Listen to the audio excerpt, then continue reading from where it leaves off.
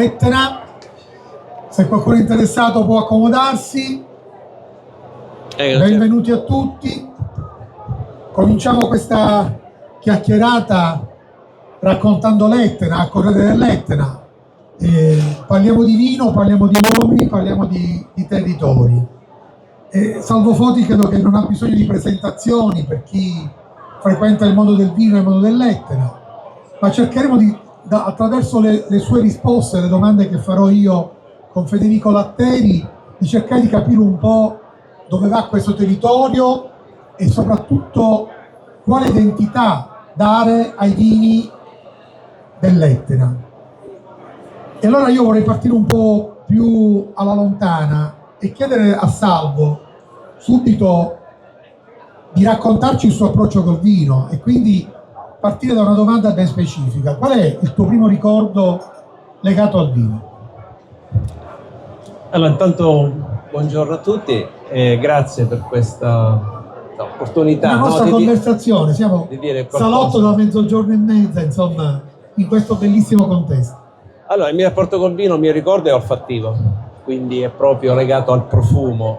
Ho avuto la fortuna di vivere in questi ambienti rurali che oggi sono i palmenti, che erano i palmenti, e quindi poter assorbire questi profumi, questi momenti. Quanti anni avevi?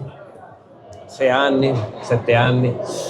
E ce l'ho abbastanza chiari quei profumi, ma soprattutto quell'energia che sprigionava, sia l'aspetto della fermentazione, perché è sempre un aspetto energetico, ma poi anche in queste particolari strutture, con tutta questa festa, con tutte queste persone, e quindi c'era veramente una produzione di vino umano, per quello che ricordo io. Umano, spesso non era magari un grande vino, no? O comunque dei vini empirici, ma sicuramente erano carichi di umanità. Raccontaci un po' il tuo percorso di studio, il tuo percorso professionale. Tu poi dopo la scuola dell'obbligo cosa studi, cosa fai? Quali sono, il tuo percorso di studio? Penso che ci vorrà tempo, perché già ho un'età, quindi devo iniziare il percorso di studio e arrivare a ci vorrà molto tempo. Allora, io diciamo che ho avuto la fortuna di trovarmi subito, cioè sapere quello che volevo fare questo che sto facendo, e quindi è stata una grande fortuna sia saperlo ma soprattutto poterlo realizzare in un territorio che tanto tempo fa non era poi così accogliente, potremmo dire tra virgolette, come oggi, e quindi ho cercato sempre qualcosa, una scuola che si occupasse di viticoltura e enologia, e casualmente, in modo molto interessante, trovo una scuola di viticoltura e enologia fondata nel 1881 a Catania sul Regio Decreto, insieme alle scuole che erano quelle di Valdobbiadene, quelle di Avellino, quella di Alba, eccetera. Quindi delle scuole che nascevano proprio nei posti considerati migliori della viticoltura e enologia, e quindi mi ci sono buttato subito. Ovviamente quelli erano gli anni che tutti pensavano di fare i ragionieri, pensavano di fare i periti industriali, pensavano di fare altre cose, quindi eravamo di essere assunti anche alla regione, nel senso di fare pubblico dipendente. Cioè, infatti eravamo soli 13 persone, e non tutti hanno poi dopo la scuola media? Sì, questo è stato dopo la scuola media. Era un corso che iniziava il 3° anno e finiva al 6° anno, si usciva enotecnici, era questo, no? Però già io nel frattempo lavoravo, c'erano delle aziende sull'Etna, alcune solo trasformatrici come l'Etna Vini, di cui io mi occupavo prima come quasi garzone, quindi facevo proprio il ragazzo di bottega, potremmo dire, e poi via via sono entrato dentro. Poi l'azienda finì di produrre, lo fallì, e quindi io feci un altro, altri percorsi, altre. La tua prima vendemmia? Allora, quella di battesimo è stata quando mi hanno fatto il mio primo bagnetto con un po' di vino nell'acqua, quindi quella potrebbe essere la prima vendemmia considerata. Quella in cui posso dire di aver apportato qualche cosa un po' di più tecnico, comunque completa dal punto di vista della vendemmia, quello che potrebbe essere un tecnico, quindi un enologo, potrei dire nel 1982. Ecco, come era il vino dell'Etna in quegli anni? Tu poi il microfono ce l'hai già. No, ma non si sente. Ok. Allora, togliamolo questo. No, quello è per registrare. Okay. Allora, il vino dell'Etna chiaramente era un vino anche abbastanza empirico, non era po' come adesso, in cui c'è una maggiore consapevolezza tecnica. Spesso l'enologo, potremmo dire, tutto quello fatto da tanti piccoli produttori o anche dai piccoli palmenti sparsi in tutta l'Etna, l'enologo era Dio, nel senso che poteva essere un buon enologo, un brutto enologo a seconda dell'annata. Ma si vedeva, si capiva che nel momento in cui si creavano delle condizioni tecniche perché si avesse un vino, insomma, di un certo livello tecnico e anche di buone caratteristiche, quello poteva diventare un gran vino, e questo si cominciava a percepire già dalle uve. Ovviamente il sistema di trasformazione era un sistema, diciamo, tutto da rifare, tutto da rivedere, però ecco, la potenzialità si poteva capire e si sapeva questo, perché se un re aveva deciso di fare una scuola di viticoltura e enologia a Catania e se tanti venivano a prendere il vino dell'Etna o le uve dell'Etna, vuol dire che c'era una potenzialità. Vi dico solo un piccolo aneddoto che ho scoperto poi dopo. Il vino dell'Etna aveva un nome, come tanti vini che servivano da taglia, no? E si chiamava Riposto. Io un giorno parlo con un mediatore piemontese e lui mi dice che conosce l'Etna perché viene spesso a comprare il Riposto per portarlo in Piemonte. Quindi per dire come già comunque in vino sfuso però c'era questa conoscenza. Ovviamente era un vino sfuso, per il 98% possiamo dire che erano dei vini sfusi, non era un vino imbottigliato, quindi non identificabile, non aveva una carta da visita. E nel momento in cui invece si è cominciato a imbottigliare come oggi, allora le cose cambiano, perché si identifica un vino e si identifica subito tutto il territorio e poi chi produce quei vini in quel posto, che è la cosa più importante. Vai Federico. Come conosci Benanti? Benanti lo conosco attraverso un comune amico, un medico, Francesco Micale. Benanti aveva pensato di iniziare a produrre vino e cercava un enologo. Sin dall'inizio lui non voleva trovare questo enologo al di fuori, diciamo, di un autoctono, quindi di un etneo, e quindi cercava di capire se c'era qualcuno che aveva, diciamo, già intrapreso qualche studio di enologia, e chiaramente il Francesco Micale mi presentò a Benanti e lì cominciò poi, diciamo, tutto il nostro rapporto, che è stato sempre abbastanza complesso, no? Perché ci racconti un po' del Cavaliere Benanti, il personaggio. Allora, lui sicuramente aveva avuto una grande visione, essendo poi un uomo farmacista, quindi anche avendo un'azienda farmaceutica, ovviamente aveva in mente ben chiaro la ricerca, la conoscenza, no? E cercare di capire prima di affrontare un lavoro, no? E vederlo anche non solo dal punto di vista economico, ma anche da un punto di vista tecnico.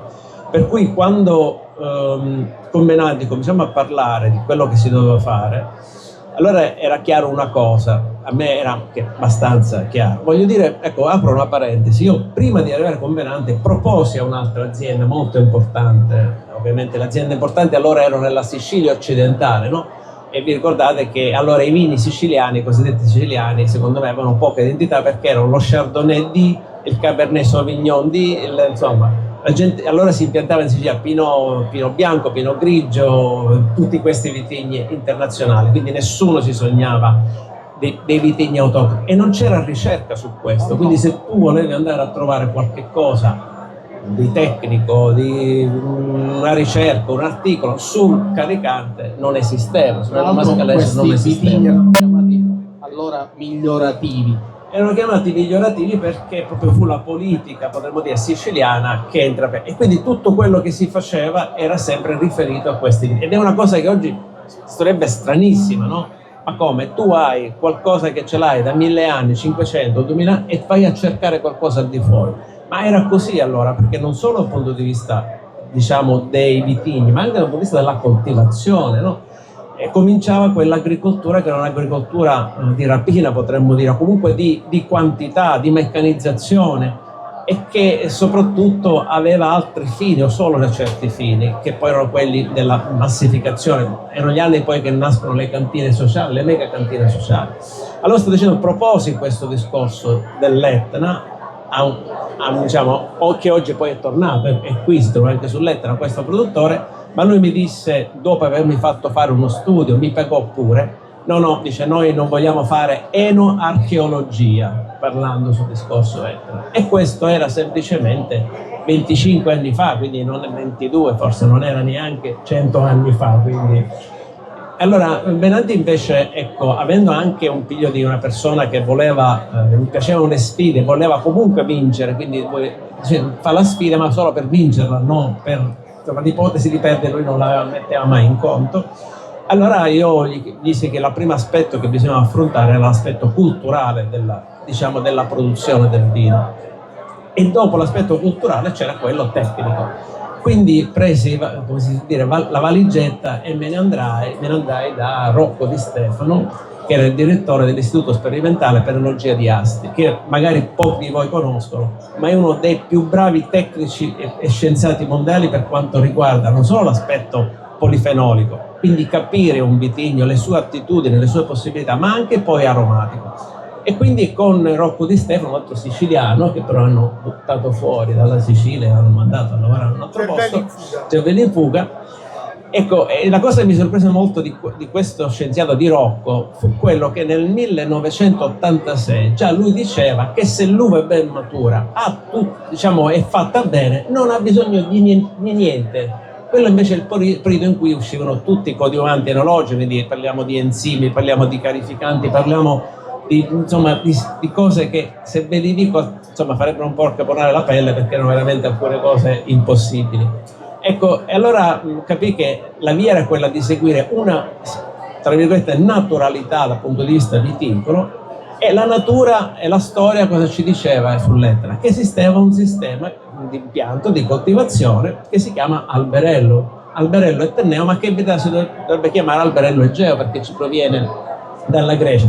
Quindi praticamente ha solo 2000 anni, no? Solo appena. Per cui è questo che dobbiamo cercare di portare avanti. E quindi impostammo tutta una ricerca durata 3 anni, e poi i risultati furono pubblicati dal 1991 al 1993, quindi parliamo di ricerca scientifica fatta quindi da uno scienziato, e poi abbiamo coinvolto anche il professore Sigris dell'INRA di Bonn, quindi Borgogna, e da lì potemmo capire qual era la natura, la potenzialità, quello che poteva dare un Nello Mascalese, un caricante, un cappuccio. E ovviamente, scusate l'espressione, allora alcuni della regione si incazzarono che noi avevamo fatto una ricerca di cui diceva: ma perché avete fatto questo?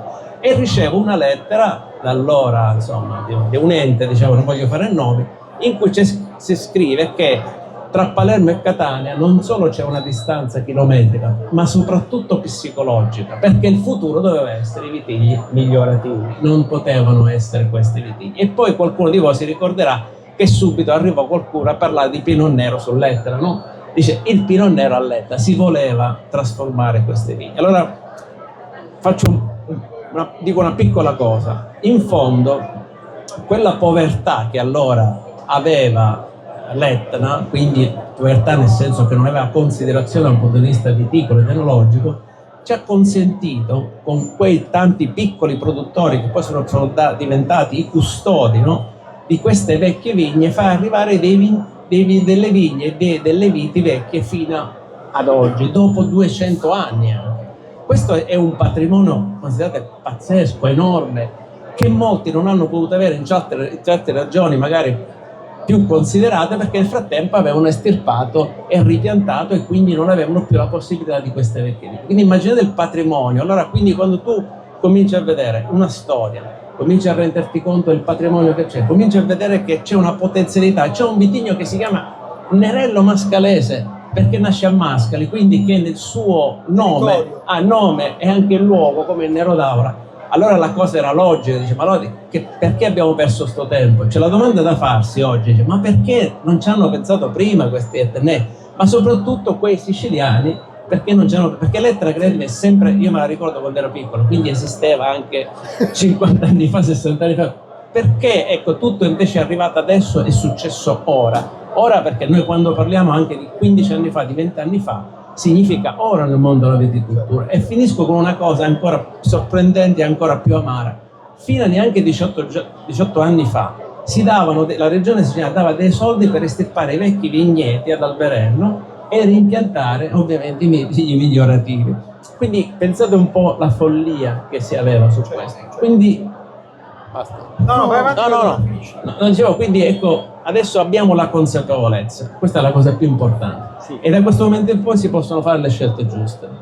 Salvo, tu hai scritto diversi libri sull'Etna, uno di questi che appunto ce l'abbiamo qui davanti è La montagna di fuoco, che è un libro pubblicato nel 2008. Quanto è attuale questo libro oggi? E questo dovreste dirmelo voi, se l'avete riletto. Beh, ritengo che molte paure, allora che io descrivo, questo era un romanzo tra l'altro, diciamo, molti punti che affronto, possiamo dire che sono stati superati, che ormai sono stati sdoganati, per così dire. Alcuni no. E una delle cose che ancora invece c'è tantissimo e molto da fare, che la cosa più difficile e più complicata è la parte viticola, cioè tutto quello che riguarda la coltivazione della vite, sia da un punto di vista proprio di allevamento di questi vitigni, ma anche di professionalità e di cultura del lavoro delle persone che lavorano nei vigneti, perché noi abbiamo bisogno adesso di come dire, di un livello di cultura, di professionalità superiore per poter coltivare le nostre vigne, ma soprattutto custodire le nostre vigne, perché l'Etna ha un concetto di viticoltura, guardate, che è veramente eccezionale, e vorrei dirvi questo giusto per comprenderlo bene. Una volta, 100 anni fa, 200 anni fa e ancora indietro, non c'era una possibilità di avere una contribuzione, di avere degli aiuti, di avere altre possibilità. E allora il viticoltore etneo cosa si è inventato? Si è inventato cercare di rigenerare il vigneto anno dopo anno, perché doverlo estirpare e rimpiantare significava perdere 4-5 anni, no? Di produzione. E come si viveva senza 4-5 anni di produzione? Allora ha messo su delle tecniche antiche che esistono, che noi abbiamo, che sono quelle di ripristinare la vite che muore.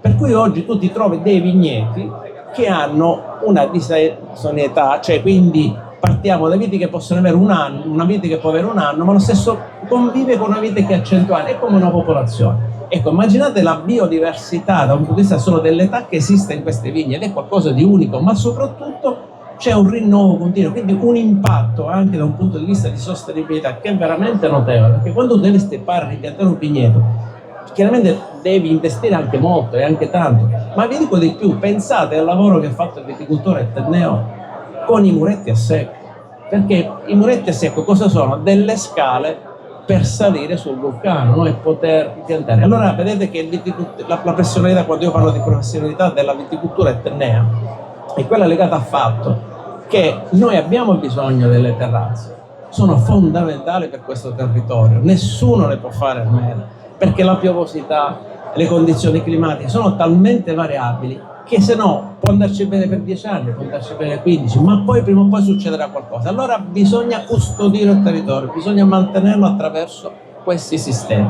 E quindi il viticoltore etneo deve avere tutte queste capacità, quindi deve essere qualcuno che abbia professionalità e poi deve piacere anche del lavoro, perché quello ti consente ogni mattina alzarti, perché finché noi facciamo il vino, muoviamo un bicchiere, insomma lo sforzo non è poi eccessivo, no? Muovere un bicchiere, ma quando dobbiamo andare a fare un lavoro di viticoltura giorno dopo giorno, quello è importante, e quindi serve professionalità, cultura, soddisfazione morale di chi lavora e soprattutto anche soddisfazione economica.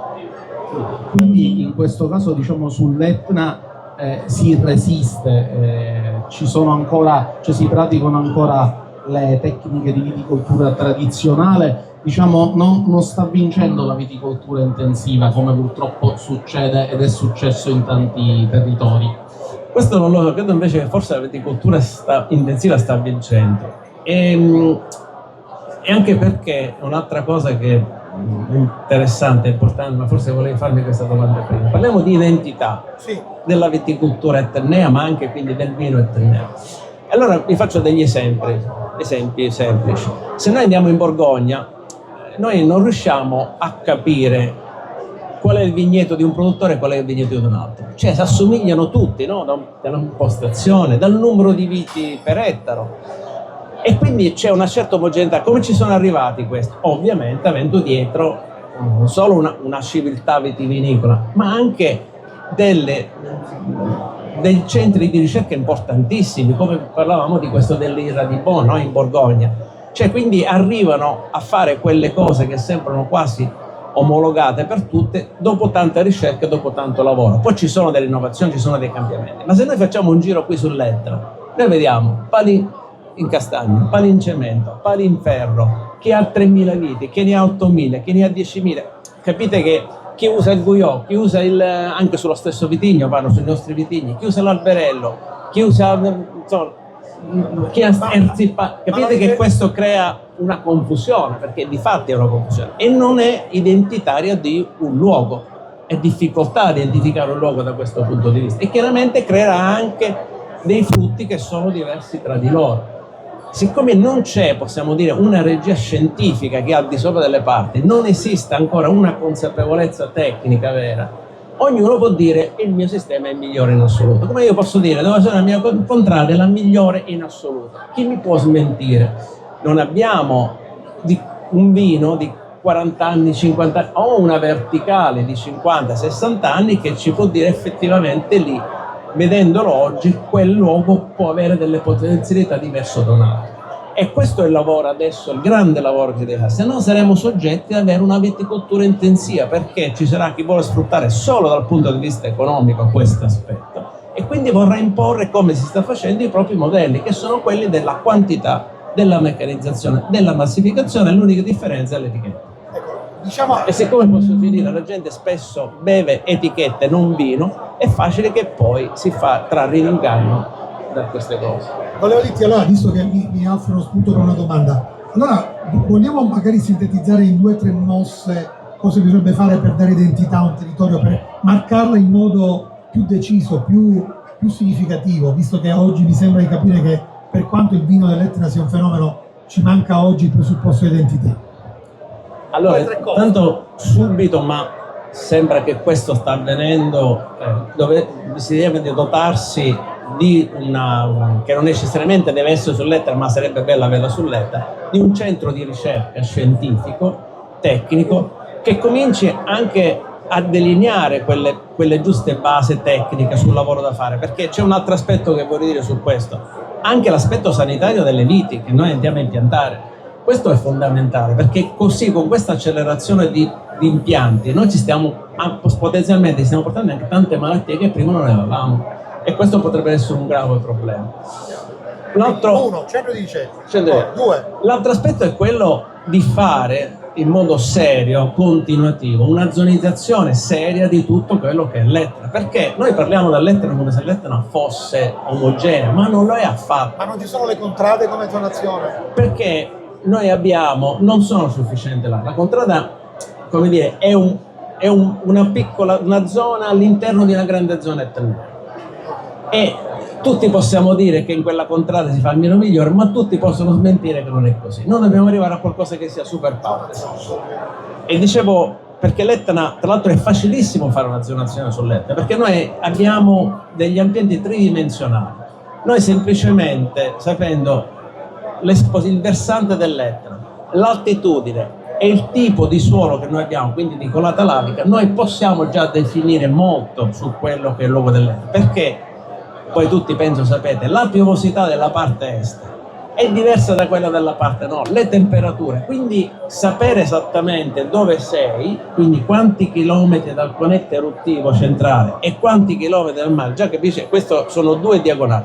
Più piantiamo quella del suolo, che è la verticalità del suolo, perché l'Etna è verticale, sia nelle viti come sono coltivate, perché quando uno ha un vigneto a 400 metri o a 1000 metri c'è una differenza enorme, ovviamente. Allora dobbiamo capire questo. E abbiamo una cosa in più, già lo dicono altri personaggi studiosi come Leblanc, praticamente sull'Etna si concentrano tutti gli aspetti climatici che abbiamo in Europa, cioè quindi noi potremmo cominciare a pensare a fare un ad hoc di luogo, cioè come dire, vuoi fare il vino stile borgognone, secondo molti gli piace la Borgogna, no? La Borgogna. Bene, ci sono delle parti dell'Etna che ti consentono di farlo. Vuoi fare lo spumante? Perfetto, ci sono dei luoghi che assomigliano molto alla Scena per un punto di vista climatico, quindi lo puoi fare lì. Quindi capite come sarebbe, solo che tutto questo ha bisogno di un'intesa tra i produttori seria e vera. E questa è la terza cosa, quella di cercare tra i produttori di cominciare a lavorare in modo serio e inteso, perché se no avremo sempre lo stesso discorso che noi sappiamo bene come degustatori. Tu prendi lo stesso anno, lo stesso vino, la stessa contrada e ti trovi vini completamente diversi. E allora questo è un identitario, non esistono queste cose se noi andiamo in Barolo, cioè avere queste differenze così assurde. Non esistono queste cose se noi andiamo in Borgogna, quindi è il momento di diventare grandi adesso. Cioè adesso non possiamo più commettere errori perché tutti ci guardano e quindi quando tu sei importante e fai anche solo un piccolo errore, quello diventa un errore importante. Invece quando non sei nessuno, ai tempi, quando il vino si faceva così, eri tranquillo perché tanto chi ti doveva criticare. Sì. Senti, dai tuoi scritti emerge anche un'altra preoccupazione, che appunto è quella delle nuove generazioni, perché le nuove generazioni potrebbero non continuare il lavoro di vignaioli. Secondo te è ancora alto questo rischio? Molto, direi. Molto, perché lo dicevo prima, fare il lavoro di viticoltore e farlo magari in una viticoltura che prevede una manodopera, quindi un livello di manodopera molto, molto importante, molto alto. Trovare delle persone, diciamo che dei giovani che magari amano più la comodità e invece non il sacrificio, diventa più difficile. Per questo dicevo prima, no, che bisogna cercare in modo molto importante, forse questo è il quarto punto veramente che bisogna portare avanti, di incentivare i giovani, non solo dargli una formazione, non solo dargli tutta questa tecnica, questa capacità, ma soprattutto fargli capire che la viticoltura è un lavoro molto ma molto interessante e importante. La viticoltura sull'Etna, essere viticoltori sull'Etna, essere agricoltore in Sicilia 25-30 anni fa significa essere viddano. Qualcuno di voi capisce questa parola viddano? Cioè eri l'ultimo della società, non avevi considerazione. A quei tempi il viticoltore francese era come uno che lavorava in banca, allo stesso livello. È un lavoro sacrificante anche quello, però c'è una percezione diversa. Oggi, ecco, questo è cambiato, sta cambiando, no?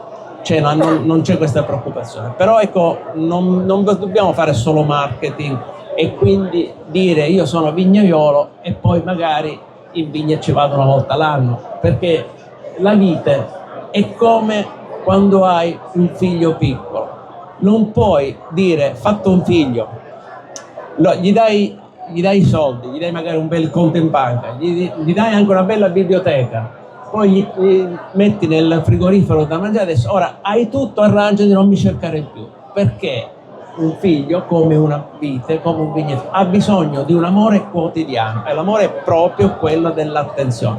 Una volta qua si diceva che è l'occhio del padrone che ingrassa il cavallo, è l'occhio del padrone che custodisce. Mio bisnonno mi diceva che la vigna è chi di colui che la coltiva, quindi perché si crea, non so se questo voi lo sapete, un rapporto intimo tra l'uomo e la vita, perché siccome la vita ha bisogno di un lavoro quotidiano, giornaliero, alla fine si crea un rapporto anche d'amore e odio nel tempo, però c'è sempre questo aspetto umano che noi dobbiamo considerare. E perché dobbiamo finisco?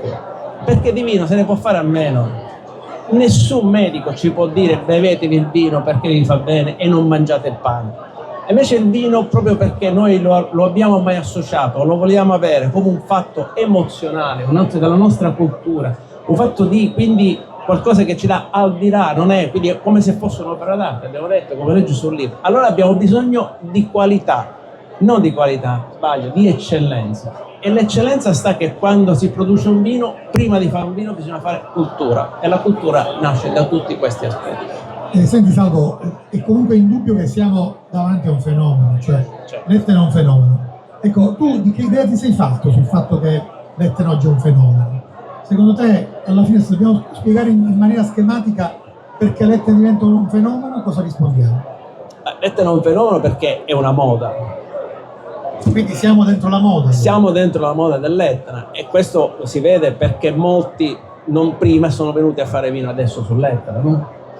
Ma è rischioso questo. Questo è rischioso, infatti perché la moda finisce a un certo punto, passa, allora non dobbiamo farla finire, perché se finisce questa moda e quindi non fare più moda ma farla diventare veramente un un qualcosa che non è solo un fenomeno, diventa qualcosa di normale, cioè nella sua eccellenza diventa una normalità, come nelle grandi zone. Non si può dire che il Barolo è un fenomeno, e nessuno lo vuole dire, non si può dire che a Borgogna è un fenomeno, e non dobbiamo più dire che questo è un fenomeno, perché finché tu fai queste domande vuol dire che c'è qualcosa che ancora dobbiamo fare per non farlo più diventare un fenomeno. Quindi deve diventare una certezza, deve diventare una cosa assodata, e adesso ci manca proprio queste scelte consapevoli, che sono, come dire, delle scelte che sono di tutti, però sono dei produttori come sono dei politici, sono di tutti quelli che sono dei giornalisti, sono di voi che fate comunicazione, perché bisogna anche lì cominciare a far vedere le cose reali. Bisogna farsi una domanda semplice, tutti, ma questo anche per altre cose: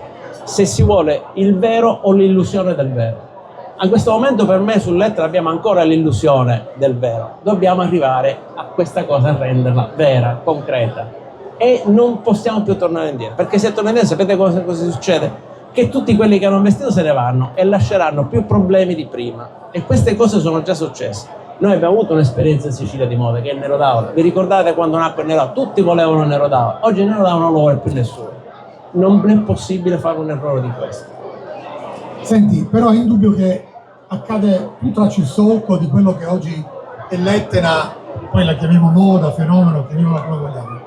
Comunque accade una cosa che sicuramente non ha uguali nella storia dell'enologia moderna, cioè il fatto che contemporaneamente su questo territorio arrivano tre personaggi di grande spessore, contemporaneamente, senza volerlo, tutti e tre attratti dall'Etna, su un solco che già è stato tracciato da te, da chi aveva resistito nel tempo. E i personaggi sono Marco De Grazia, Andrea Franchetti, Frank Cornelissen, ecco, tutti e tre che conoscono molto bene il mondo del vino e il vino del mondo. Tu che ricordo hai di quegli anni? Sono i primi anni del 2000. Beh, devo dire anche ho dei bei ricordi, perché avevo la fortuna che chiunque allora volesse assaggiare qualcosa sull'Etna quasi era scontato che passava da Benanti, e quindi io incontravo, perché erano momenti in cui a Benanti io facevo tutto, non pulivo per terra, però insomma, quindi cercavamo di fare tutto proprio perché era all'inizio, e allora confrontarmi con questi personaggi, quando io ho incontrato una volta Marco De Grazia, Noppe Cornese e poi anche Franchetti, e chiaramente ti arricchisce, no? Perché già parlando capisci che hai un interlocutore che la sa lunga, che ha una visione ben diversa. E io devo dire che ero molto felice che queste persone venivano sull'Etna, perché questo significa che non solo c'è un interesse, ma quando una persona importante, perché poi succede questo, ha interesse per qualcosa, anche quelli che non hanno interessi per quella cosa sono interessati, no? Perché c'è uno che attira l'attenzione, quindi e fa marketing in un certo senso. Quindi sicuramente è un fatto molto positivo per l'Etna tutto questo, ma questo dovrebbe però, come è successo in parte, no? Era già un prima ma poi è successo anche dopo, anche se è stato molto lento, dovrebbe farsi stimolare gli autoctoni. Ma perché dico gli autoctoni? Perché alla fine questo è un luogo che dovrebbe essere nostro, dovremmo rispettarlo, e invece, ecco, vi dico una cosa che identifica tutti noi siciliani: la spazzatura, perché ce l'abbiamo tutti. Questo non dovrebbe succedere. Queste sono le cose che personalmente mi fanno molto arrabbiare, cioè quando non siamo noi a rispettare il nostro territorio. Se noi rispettiamo il nostro territorio, difendiamo il nostro territorio, perché? Perché lo vogliamo lasciare ai nostri figli, perché vogliamo che i nostri figli vivano di quello che noi abbiamo vissuto e non dover emigrare come sempre è successo in Sicilia. Allora tu ti poni delle regole ferree per te e le imponi anche agli altri, dicendo: guarda, se vuoi venire qui sei il benvenuto. È come quando qualcuno invita a casa qualcuno, quello deve essere educato e tu devi essere cortese con lui, non può esserci che quello arriva già senza diventare casa sua. Quindi ecco, allora chiaramente questi personaggi hanno fatto dei grandi lavori di investimento, no? Hanno fatto dei grandi lavori di recupero e di custodia, e sicuramente dovremmo prendere come esempio e dire: ecco, anche io, quindi non avere invidia ma emulare, anche io voglio fare quello che loro hanno fatto. Poi loro hanno avuto la grande fortuna di essere già nel settore, di avere una capacità di comunicazione enorme e di avere anche i soldi per farle queste cose, perché oggi qui c'è un bravissimo ragazzo giovane che ha veramente una grande capacità, notevoli capacità tecniche, vuole fare qualcosa e non ha una famiglia alle spalle che lo incentiva, che gli dà i soldi, non può farlo. forse bisognerebbe creare anche i presupposti, no? Per chi ha la passione, la voglia, la tecnica, la mentalità e la volontà di portare avanti un lavoro di questo genere, che è un lavoro difficile, aiutarli in questo. Senti, poi a un certo punto non segui più Venanti, fondi i vigneti. E come nasce questa decisione di fare una cosa tua che avesse anche questa appartenenza storica importante? Allora, i vigneti, diciamo che nasce ancora prima di Benà, perché Vigneri è nato come un gruppo di viticoltori professionisti autoctoni, perché nel frattempo arrivavano, diciamo, appunto questi personaggi e anche altri, ti chiedevano di coltivargli una vigna, insomma, di aiutarli, eccetera. Quindi si capisce che le persone che allora appunto ancora erano considerate, come dicevo prima, vildane, gli dicevo dobbiamo diventare professionisti. E allora, venendo a conoscenza, perché mi piace sempre leggere libri, soprattutto dei vecchi libri, di questa maestranza fondata a Catania nel 1435, la maestranza dei vigneri, in cui era chiaro l'obiettivo, che era quello di formare i nuovi viticoltori. Siccome era difficile, ci voleva professionalità, loro era una scuola di vita prima che una scuola proprio di formazione viticola. E allora iniziamo con Maurizio Pagano, che tu conosci, e poi con altri 2, 3, 4, fino ad arrivare a un gruppo che a un certo punto, nel momento diciamo più impegno, eravamo 30 viticoltori autoctoni che facevano il lavoro proprio di vigna, solo di vigna o anche altra qualche piccola cosa. Ecco, a quel punto ho detto, facevo un po' di vino, imbottigliavo. È vero che quando ho fatto la mia prima bottiglia di vino, mio nonno mi disse tu fallisci, perché la visione del vino che c'era su lei è quella del vino sfuso, venduto a Davigiano o venduto a Lua, non dell'imbottigliato.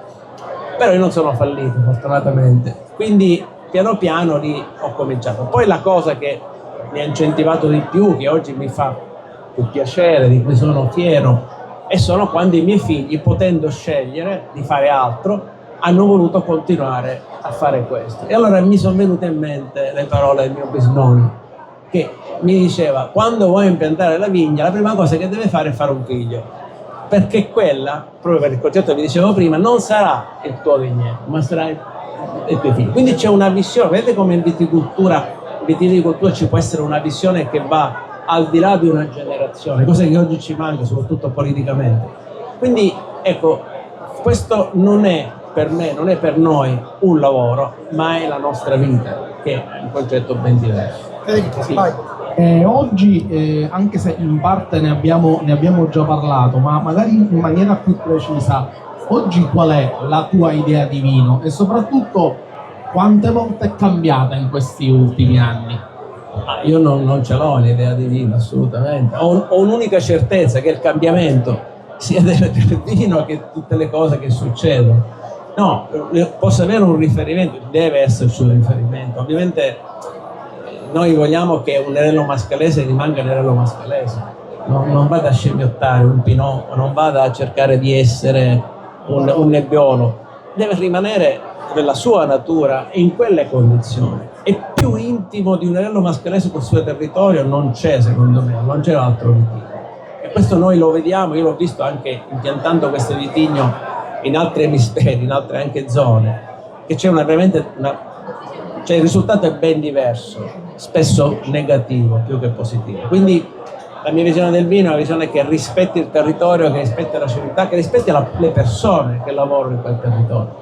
Quindi io credo che oggi tutti noi che facciamo vino, ma soprattutto i tecnici, dovremmo cercare sempre di più di fare un vino veramente nelle parole, non solo, cioè nei fatti, non solo le parole, territoriale, perché questo lo identifica, lo tipicizza.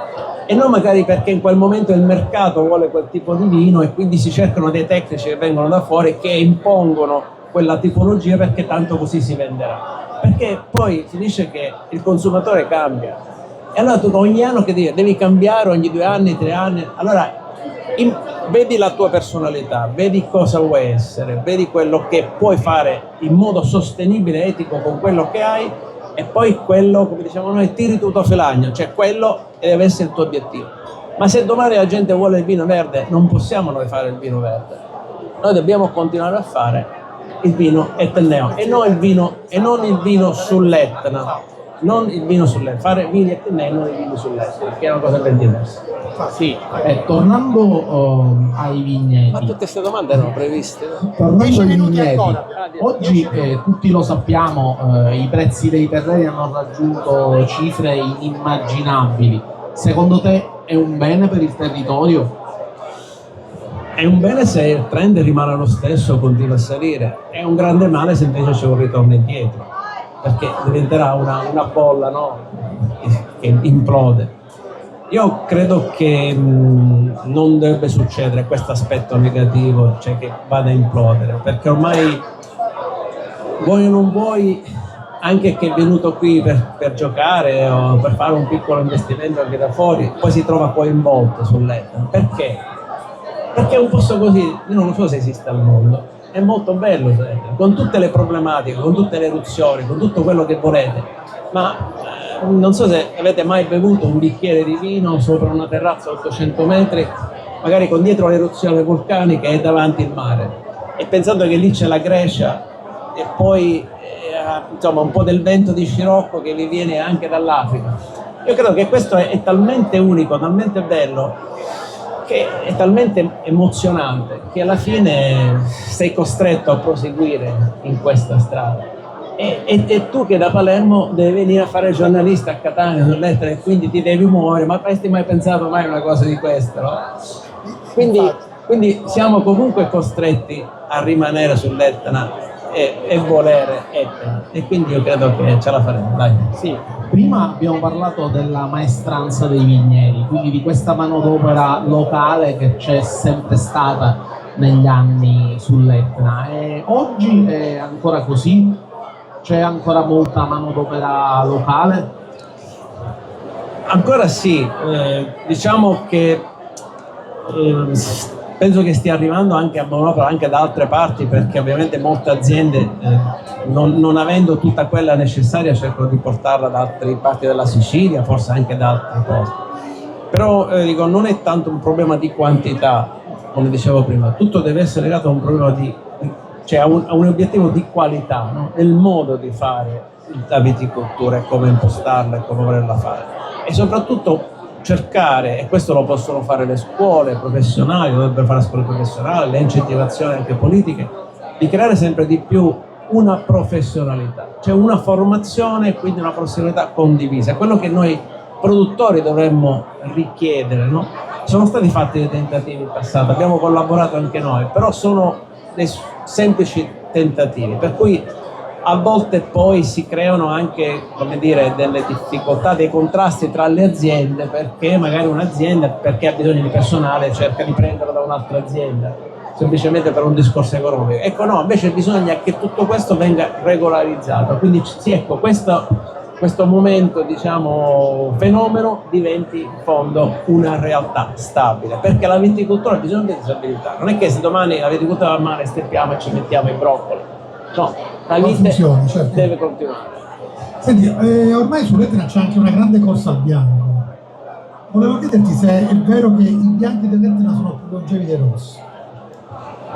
In base alla mia esperienza è quello che abbiamo visto oggi, diciamo, di produzioni fatte 30 anni fa, vediamo che i bianchi rispondono molto meglio al tempo. Però è anche questo, diciamo, si può tutto parlare, si può cercare altre soluzioni, bisogna però studiarlo, no? Oggi la scienza ci mette nelle condizioni che anche in meno tempo rispetto a una volta capire quale può essere l'evoluzione del prodotto. Però se è vero che a livello mondiale i vini che in fondo invecchiano meglio, che sono più longevi, che rimangono più freschi, sono dei bianchi, no? Pensiamo ai Riesling, pensiamo anche a altre zone, allora direi sì che anche qui sull'Etna il bianco potrebbe essere, ma questo non significa che i rossi non possono avere. Non lo siano. Certo, già, diciamo, siamo in una fase di studio. Senti, è l'idea della DOCG oppure l'idea di chi dice di ampliare comunque il territorio di quella che oggi è la DOC? Qual è il tuo pensiero? La DOCG è semplice, c'è la DOC, fa la vedere che cambi. Da un punto di vista burocratico siamo completamente, diciamo, tartassati e abbastanza. In questo libro sulla burocrazia dedichi una bella parte Interessante. Alla fine una striscetta non cambia, non è questa, non cambia la vita di nessuno. Sul fatto di allargare ad hoc bisogna cominciare a fare un lavoro serio di zonizzazione, cioè bisogna fare un'individuazione seria. In linea di massima saresti favorevole, ecco questa. Dopo un attento studio, ma se serve solo perché uno ha fatto un acquisto, l'ha comprato a basso prezzo il terreno, a tirarsi la DOC perché così si va a sviluppare, quindi per un discorso semplicemente di puro business, no. Cioè deve essere ragionato, deve essere misurato e ha bisogno del suo tempo. Ecco, siamo andati troppo veloci perché non potevamo fare a meno in questo fenomeno DOC. Adesso è il momento di rallentare perché stanno succedendo anche delle cose inaspettate, inusuali. Una delle tante è quello che nei vigneti giovani la percentuale di bianco sta diventando molto più alta che la percentuale dei rossi, quindi il caricante sembra che sta diventando più importante rispetto a Nello Mascalese, cosa che non è mai successo sull'Etna. Il bianco era sempre legato a un particolare luogo, una particolare zona e con una percentuale bassissima intorno al 5-10% massimo. Quindi che sta accadendo? Quindi questo bisogna capire perché è successo, perché tutti pensano che il bianco magari in quel momento andava bene e tutti impiantano bianco, però da quanto impianti a quando poi hai la produzione e poi può cambiare tutto, allora che facciamo? È finito l'effetto domanda del mercato. Io posso dire quello che sempre mi diceva il mio bisnonno: le vigne si impiantano quando il vino va male. Quindi se Trump ci mette dazi, come dicevo prima, impiantiamo le vigne perché affinché ci sarà il vino poi sicuramente passerà. Senta, a corpo di domande e poi do il microfono per concludere a Federico. Qui sono arrivati veramente in tanti, a prescindere dai siciliani, Angelo Gaia, Oscar Farinetti, Antonio Moretti, e poi adesso negli ultimi giorni abbiamo visto anche che Frescobaldi ha acquistato Tenute Terrenere, comunque entra in società con Marco De Grazia. Ecco, tutto questo grande movimento di produttori italiani di vino famosi nel mondo che finiscono sull'Etna, che sensazione ti dà? La sensazione è quello che dovremmo cominciare a togliere la spazzatura che c'è in mezzo alle strade, come dicevo prima, perché se avvengono questi personaggi, insomma, dobbiamo cercare anche di far trovare la casa pulita, tra virgolette. Detto questo, significa che l'Etna è mondiale, no? È un fenomeno mondiale.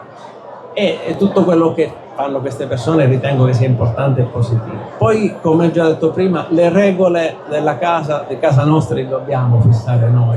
Ma le regole per me sono semplici: rispetta, custodisci e salvaguardia questo territorio. L'obiettivo è semplice, poi come arrivarci sono degli strumenti che ognuno può trovare e può identificare. Quindi sempre di più dobbiamo pretendere da tutti, da noi stessi, dagli altri, di fare dei vini etnei e non fare dei vini sull'Etna, perché potrebbe essere, qualcuno magari potrebbe pensarlo, no? Magari che ha altri interessi, che l'Etna venga sfruttata solo per un fatto di moda e quindi per attirare lo specchietto dell'ellora, e poi magari i vini non sono etnei ma sono fatti attraverso altre cose, insomma, quindi è un discorso di rispetto reciproco, ma soprattutto di salvaguardia, in modo da dare continuità. Se fai una vigna, fai un vino. Io ne ho fatti due, giusto per non sbagliare. Salvo, cosa ne pensi di Contrade dell'Etna? Visto che siamo qua, puoi dire anche cose sconvenienti? No, non c'è niente di sconveniente. No, è una manifestazione che è nata, ricordiamo, no, per Andrea Franchetti, che non è più tra di noi, ed è stato un modo anche per mettere insieme tutti, no? Un modo anche per confrontarsi con i concorrenti, se vogliamo, no? Porti il vino qui, assaggio il tuo vino e so. Ed era chiaramente, c'era bisogno di confronto, quindi è stata sempre molto, molto positiva. Diciamo che secondo me queste manifestazioni sono molto interessanti, soprattutto per avvicinare i consumatori al produttore, ma dal punto di vista fisico, cioè io ho la possibilità qui di vedere il produttore, quindi noi dobbiamo pretendere, Contrade deve pretendere che venga quando partecipa il produttore, perché in questo lavoro, in questo settore, soprattutto noi lo intendiamo sempre un lavoro di tanti piccoli produttori, di tante famiglie artigiane, no? E l'Etna ha bisogno di questo più che di altre zone. Quindi il contatto umano, la possibilità di interagire fisicamente, umanamente con la persona diventa un altro valore aggiunto. Il vino può anche non essere il mio vino, ma sicuramente uno scambio umano con la persona arricchisce tutti, perché a volte parlarsi è meglio che messaggiarsi, quindi direttamente, è meglio che mandare un'email, è meglio che mandare altro, perché c'è l'aspetto umano. Quindi noi dobbiamo pensare sempre che il vino è un grande strumento di umanità, ecumenico in un certo senso potremmo dire, quindi è questo che dobbiamo incentivare. Quindi queste manifestazioni secondo me fanno benissimo al vino, fanno benissimo ai consumatori, sì. Poi molti diventa anche una vetrina, no? Non è che qui si fanno affari o qualcuno dice vado lì e mi sono venduto tutto il vino, ma è semplicemente per creare questo incontro. Aggiungeresti qualcosa in particolare e come immagini pure una manifestazione per promuovere l'Etna fuori dai nostri confini, in giro per l'Italia o in giro per il mondo? Beh, diciamo ce n'è tante, possiamo dire, no? Poi anche privatamente, anche da un'istituzione ne organizzano tante.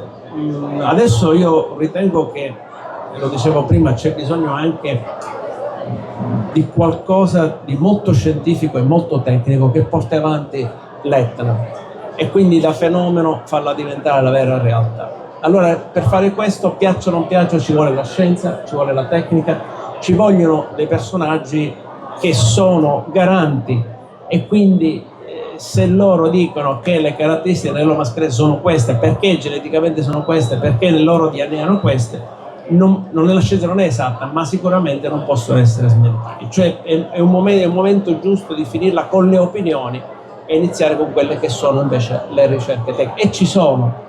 Perché quando vi dico che dal 1988 al 1993 ogni anno mi sbucciavo 4.000 acini, quindi toglievo la buccia, toglievo la poi, toglievo i semi, questo è stato un lavoro enorme, insieme poi a Rocco e alla sua visione, per far capire cos'è l'anello mascalese. Cioè noi abbiamo identificato, sappiamo quali sono le sue potenzialità, quindi l'anello mascalese noi dobbiamo volere questo. Ecco, adesso bisogna portare tutto questo in modo tecnico e scientifico, perché sempre di più la gente che viene qui spesso sono consumatori, ma spesso sono tecnici, sono produttori, e quindi non gli puoi raccontare la favoletta o la storiella o il marketing o il storytelling che magari va bene per altri aspetti. Quindi se ne renderanno conto se facciamo bene o facciamo male. Quindi non possiamo più sbagliare, ecco, questo è il momento, perché questo ci creerebbe molti problemi. Sì.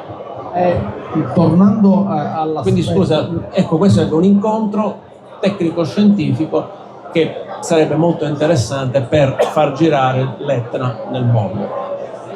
Tornando proprio all'aspetto della viticoltura, quindi a quello che è il lavoro quotidiano di molti che coltivano la vigna e poi vendono le uve, tu pensi che i prezzi delle uve possano scendere? E se così dovesse essere, potrebbe essere un segnale non molto positivo?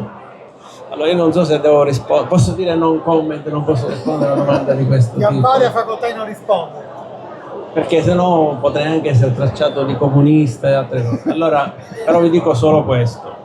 Se noi andiamo a vedere le zone che contano nel mondo dell'enologia, lì le uve costano, hanno un bel costo e vengono pagate bene, ma sono buone in partenza. Allora, una zona, se deve veramente crescere come quello che abbiamo noi nel nostro immaginario, quindi ripetiamo sempre il Barolo, sempre la Champagne, non solo devono crescere i prezzi dei vini, ma devono crescere anche e soprattutto i prezzi delle uve.